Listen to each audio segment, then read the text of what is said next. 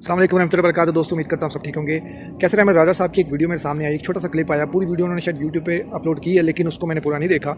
लेकिन उसका जो एक छोटा सा क्लिप किसी ने उनके फॉलोअर्स ने काट के शेयर किया होगा, तो मेरे सामने आया। उसके ऊपर बात करते हैं, पहले वो सुन लें आप, फिर उसके ऊपर बात करते हैं। और फिर इनकी आज जो है, इनसे एक सवाल है मेरा, बड़ा अहम सवाल है।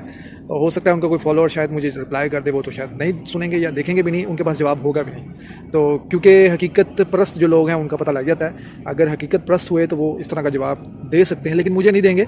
हो सकता है उस शख्स को दे दे जिनकी आवाज़ उन तक पहुँच सकती है। तो पहले कैसर अहमद राजा साहब की वीडियो देखते फिर आगे बात करते हैं। इंजीनियर मोहम्मद अली मिर्जा साहब एक मुसलसल हालत जंग में है। इस दफा सिंह फसाए हुए हैं मुफ्ती यासर नदीम अलवाजी साहब से। और फसाए किस चीज पे है? तुम ना किताब का दफा करो, ना किताब का। ओ मुफ्ती यासर साहब इतने अरसे से एथियस्ट, इस्लामोफोब, कुरान पे हमले करने वाले, उनके साथ एक एक करके मेटिकुलस अंदाज में डिबंकिंग करते करते कितने लोग उनके इस काम की वजह से मुसलमान हुए। उसकी डिबेट्स देखो उस आदमी की, अपनी डिबेट्स देखो। मुझे तारक मसूद साहब वाला जमाना याद है, वो 48 घंटे आदमी आपके शहर में आपकी दावत पे आके जरूरत नहीं हुई दरवाजा खोलने की। अदनान रशीद पे एतराज है। अदनान रशीद के बारे में मैंने कहा था कि लोहे का जिगर लगता है वो आदमी, और बाकी जितने दाई हैं वहाँ पे स्पीकर कॉर्नर में बैठ के इस्लाम का दिफा करते हैं। ये भी तुम्हारे दुश्मन, मुफ्ती यासर तुम्हारा दुश्मन, कैसर अहमद राजा तुम्हारा दुश्मन। वो जो बंद कमरे में अंदर रह के आप जो हरकतें करते थे, आपके सामने अनअवेयर बच्चे आते थे, उनके सामने ठीक है, कभी छलांग लगा के इधर ओ नासे तू ओ चुको तू जा, वहाँ तक ये बातें ठीक थी। But now you are trying to come into the actual intellectual sphere. ये आपका काम नहीं है, ये आपसे हो नहीं सकेगा। शुरू आपने किया है, खत्म हम करेंगे इंशाल्लाह। जी तो नाज़रीन, आपने इनकी ख़ुद मुँह ज़बानी सुन ली। इनको खैर इनके काफ़ी इख्तलाफात जो हैं अली भाई से रहते हैं,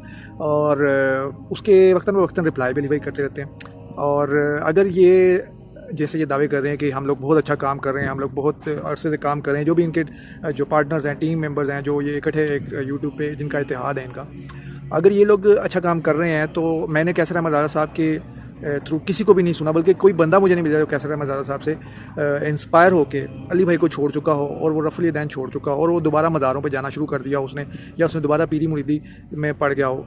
ऐसा नहीं हुआ कैसर अहमद राजा साहब। और सबसे बड़ी बात ये है कि मेरा जो सवाल है, जो अहम सवाल मैंने आपसे आज उठाना है, वो ये है कि मुझे अच्छी तरह याद है जब आपने अली भाई के साथ पॉडकास्ट की थी पहली बार, उससे पहले आपकी व्यूशिप, आपके सब्सक्राइबर बहुत कम थे। सब्सक्राइबर तो मुझे एग्जैक्टली याद नहीं कितने थे, लेकिन मुझे व्यूअरशिप आपकी ज़रूर याद है। आपकी हर वीडियो पे 200, 250, 100 से कम भी थे कई वीडियोस के ऊपर जो व्यूज़ थे। और तो हमने तरस खाया, हमने कहा नहीं यार, ये बंदा हमारे उस्ताद के पास आया है, इसने अपने सवाल रखे हैं, बेशक जैसे कैसे भी पॉडकास्ट की है, हमने अप्रिशिएट किया, हम सब ने सब्सक्राइब किया। आप ये देख सकते हैं पैनल में मैं वीडियो भी चला रहा हूँ। अब इनकी जब पज़िराई इनके वो यूट्यूब पे मिल चुकी है, 2 साल हो चुके हैं इनको अली भाई के साथ पॉडकास्ट किए हुए, क्योंकि अली भाई के आधे से ज़्यादा इनके जो सब्सक्राइबर होंगे वो अली भाई के स्टूडेंट होंगे, जिसमें मैं भी एक हूँ। तो इसी तरह इनको पज़िराई मिली है, और आज ये जो है हमें दावे करते हैं, जब इनकी व्यूअरशिप गिरती है, ये अली भाई की कोई पिक्चर जो है थंबनेल पे लगा देंगे या उनके ख़िलाफ़ कोई बात कर देंगे, तो दोबारा से जो है इनको पज़िराई मिल जाती है, इनकी व्यूअरशिप वापस आ जाती है, लोग इनको देखना शुरू कर देते हैं। बाकी ये एक टेक्निक्स होती हैं, टैक्टिक्स होती हैं यूट्यूब के ऊपर आपको व्यूअरशिप बढ़ाने की, सब्सक्राइबर बढ़ाने की। किसी बड़े बंदे को जो है हाईलाइट कर दो, उसके साथ इख्तलाफ शुरू कर दो, तो आपको सब्सक्राइबर, आपकी व्यूअरशिप मिल जाती है। तो कैसर अहमद राजा साहब, मुझे ये बताएं कि अली भाई से पॉडकास्ट करने से पहले आपकी जो व्यूअरशिप थी, आपके जो सब्सक्राइबर थे, वो क्या इतने ही थे? नहीं ना? इसका जवाब सबको पता नहीं, आपको भी पता, लेकिन आप देंगे नहीं, ना ही आपका कोई फॉलोअर मानेगा। वैसे आपके फॉलोअर हैं कोई नहीं, मुझे नहीं पता।